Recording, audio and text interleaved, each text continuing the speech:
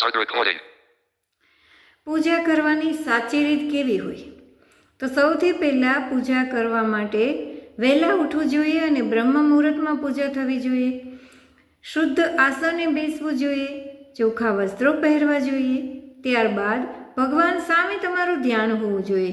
નજર તો હોવી જોઈએ, પરંતુ અંતરથી પણ તમે ભગવાન સાથે જ કનેક્ટેડ હોવા જોઈએ.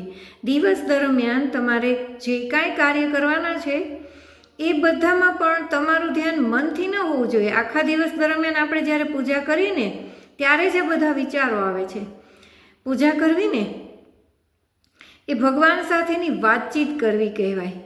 અંતરનો ટેલિફોન કહેવાય. આપણે માણસ સાથે વાત કેટલા વ્યવસ્થિત રીતે કરીએ ને, વિડીયો કોલમાં ટાવર ન આવે ને તો આપણે કંઈક પ્રયત્નો કરીએ, પણ ભગવાનમાં ક્યારેય મન જોડાયું ન હોય તો આપણે પ્રયત્નો કર્યા છે ખરા? એમને એમ પૂજા કરી ક્યારે પૂરી થઈ જાય ને આપણને ખબર પણ ન હોય. એનું કારણ શું? કે આપણું ધ્યાન જ નથી હોતું. અરે ભગવાન દેવાવાળા છે, આપણું સર્જન કરવાવાળા પણ એ જ છે, અને આપણે એને જ ભૂલી જઈએ છીએ.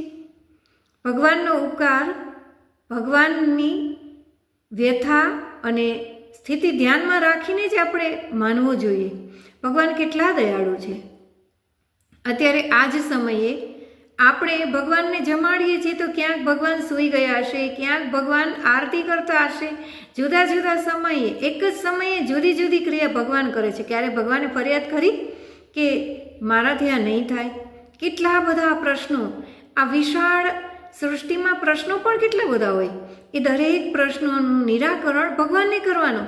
તો આપણે પણ પૂજા એટલા ધ્યાન અને શુદ્ધ મને જ કરવી જોઈએ કે ભગવાન ખુશ થઈ જાય, આપણી પૂજામાં આવવા માટે રાહ જુએ.